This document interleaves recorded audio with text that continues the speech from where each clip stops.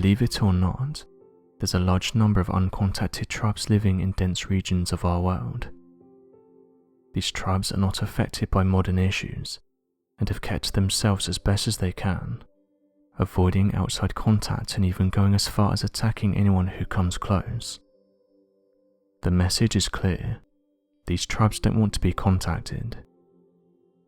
Although some researchers have managed to make contact with a few of these isolated tribes, the vast majority are happy with their lives, living in isolation completely unaffected by the modern world. One tribe that's become known in recent years is that of the Sentinelese. As is already well known, the Sentinelese people are the last isolationist people in the entire world. This doesn't mean, however, that there's been absolutely no contact with the outside world in the past, as there have been a handful of incidents in the past couple of hundred years to help give an insight as to the people and their condition. Back in 1867, an Indian merchant ship had crash-landed on the shores near North Sentinel Island, due to the massive and impossible to navigate reefs in the region. The survivor accounts detailed that on the third day of being on the island, the group was attacked by members of the Sentinelese tribe, as they were described as wearing no clothes, having short hair and red-painted noses. This led people to realize that perhaps the language of the Sentinelese tribe was something much older than previously heard, as the noises were not common to that of any other languages in the world. Interestingly enough, this theory was confirmed when English-speaking people from other Andaman Islands nearby were brought along to help translate, but claimed that the language spoken by the North Sentinelese was completely unintelligible and seemed to have no connection with their Andamanese language. This led to the very early realization that the people of the North Sentinelese island were much older than any other civilization or group of people anywhere else in the world, as they didn't have sounds common to that of any other form of popular or unpopular languages previously existing.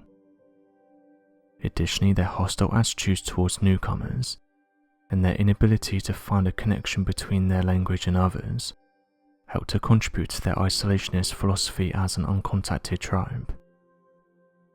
With this knowledge, along with the various warnings that have been put out by nearby coast guards, along with researchers who have spent decades studying this tribe, it would be a bad idea to travel to the island in order to make contact.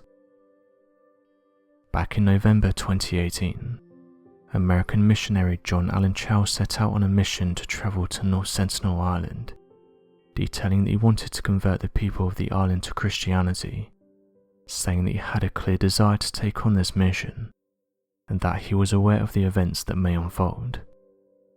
He said the following: "Lord, is this island Satan's last stronghold where none have heard or even had the chance to hear your name?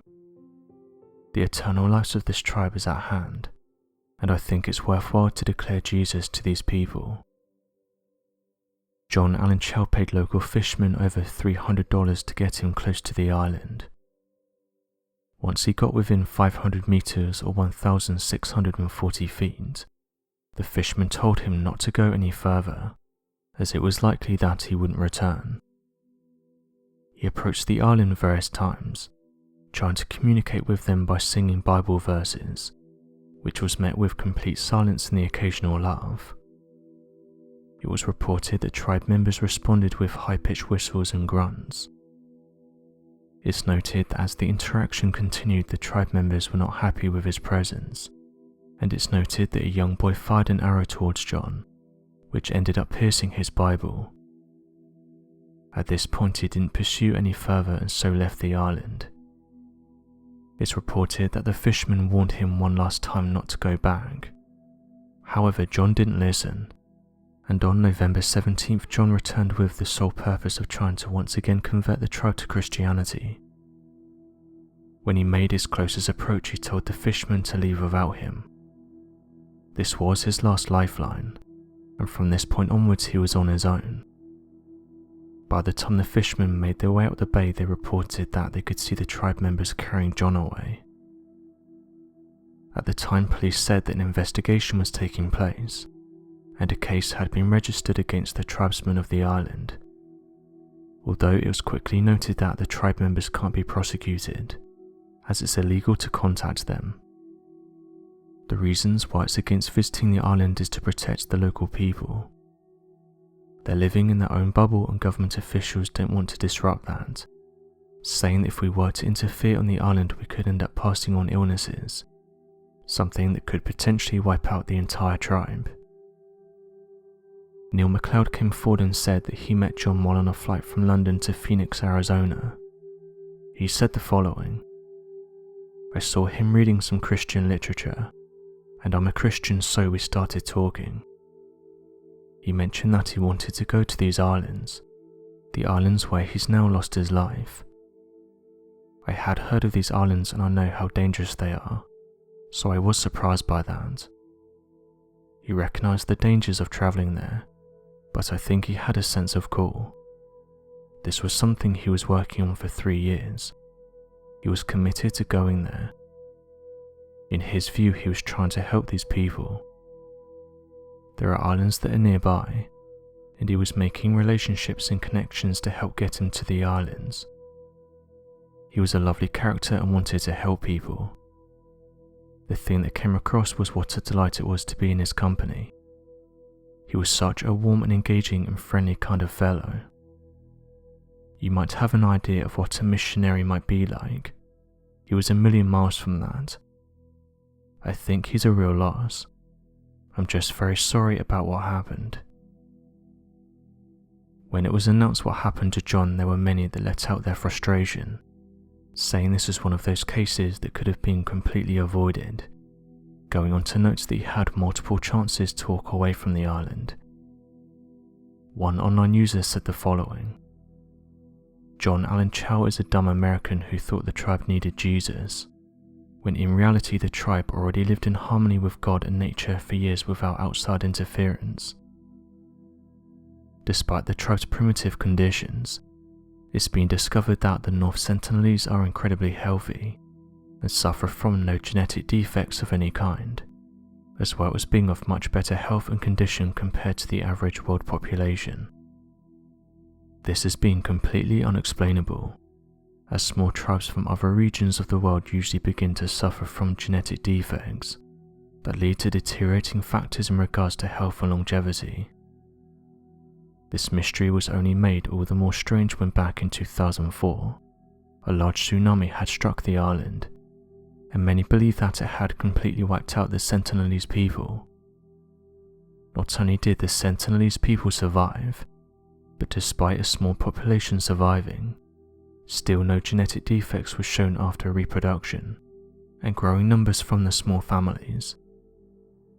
This could very well mean that unlike humans of the modern day, the Sentinelese people have only dominant traits that do not allow the recessive alleles to surface, that can cause birth defects or genetic defects of any kind, making them stronger, healthier, and more capable to survive much harsher conditions than modern humans. Given the fact that the Sentinelese people are capable of recovering from a single family, it could very well mean that their people hold the secrets to healthy genetic traits and information that have been completely lost to thousands of years of recessive alleles and mutations in the world population. Although it seems nearly impossible to explain, it appears that the Sentinelese tribe has the remarkable ability to be more than resourceful and learn at an incredibly fast rate. After the incident back in 1981, in which a cargo ship crashed near the island, it became apparent to researchers that the Sentinelese tribe was more than capable of understanding the complexities of materials and how to manipulate them. Although there had been reports of the use of iron-tipped arrows as early as 1860, when the first attempts were made in contacting the tribe, recent visits had shown the people to have only been using stone-tipped arrows, or more inferior materials than previously described. This change in material is most likely due to the lack of a stable supply of iron for the tribe, that most likely exhausted its sources during its first few attacks. This changed when the cargo ship crashed on the side of the island, and left a wide variety of different materials behind to be used by the tribespeople. Later surveys and studies showed the tribe using metal tools they had fashioned out of the ship. and complex metal breakdowns that look similar to the more complicated smelting techniques. This has been reported as the artificial creation of the tribe's Iron Age, as they transition from inferior materials to that of materials of the cargo ship. Interestingly enough, more complicated creations and crafts have been shown in recent years, utilizing different materials from the ship that could be a source of their technological innovation and the boost necessary to help them evolve into a more modern tribe. The incredibly fast rate of learning, experimenting and adaptations seen by the tribe did not go unnoticed, and the resourcefulness of the tribe is seen by many as evidence of a healthy lifestyle, adequate nutrition and incredibly intelligent people. It appears that the entirety of the North Sentinelese Island serves as a relic of the ancient time of early man. Many research scientists and evolutionary theorists believe the area to house a variety of different species, long since considered extinct, and to be a completely isolated location with a vast amount of information to teach us regarding prehistoric conditions and various flora and fauna that may not exist anywhere else in the world. Understanding more about the island and the information it provides is complicated by its inhabitants. Oddly enough, the North Sentinel tribe is similar to that of our ancient ancestors lost in time, as they appear to not have even left the Stone Age, and are believed to have inhabited the region for more than 60,000 years, a time span that's more than 50,000 years older than the first human civilizations to have formed from anywhere in the world. Additionally, given their hostilities against any other individuals of whom attempt to inhabit or visit the region, the North Sentinelese people have remained the most isolated humans in the history of the world, almost as if their island is a pocket into the distant past unchanged by time, technology or innovation. Interestingly enough, during the encounter of 1981, it appears that their lack of innovation changed, and their access to new resources has seen a shift in their overall mentality of the outside world. Other than this, the Sentinelese tribe could give us an incredible insight as to the genetic traits of early man, while also helping to map out long-questioned beliefs circling around evolution, adaptation and the missing link between ourselves and the world around us. Unfortunately, due to their isolation, it's believed that if contact is ever to occur between ourselves and the tribe, they will quickly be made extinct by exposed to new pathogens and diseases, of which their immune systems are not capable of handling. Probably the biggest mystery surrounding the Sentinelese tribe isn't their incredible standards of health, intelligence, isolation, or genetic history, but rather the collective thoughts and beliefs of their culture hidden away from the rest of us.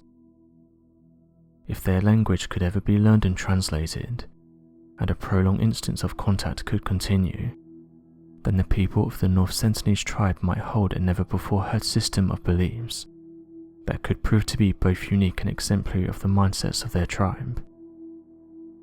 As different religious beliefs can spawn from all around the world, understanding and hearing the culture of this Sentinelese tribe could help us to piece together the ancient beliefs of our ancestors, more than 60,000 years in the past, as their version of religious truth could very well be the oldest and most pure interpretation since the beginning of humanity. Many people theorize that the religious focus might be similar to the neighboring Sentinelese tribes. However, given the fact that the tribe seems to hold no similar characteristics with neighboring islands, many believe their religion and culture to be far older than anything else in the world, helping to give an incredible insight into the mindset of early man and the evolution of religious beliefs. So what do you make of this incredible tribe? Be sure to leave your questions and answers in the comment section below, and help us to grow this community while working to solve these unexplained mysteries. Thank you for watching, and don't forget to subscribe for more videos.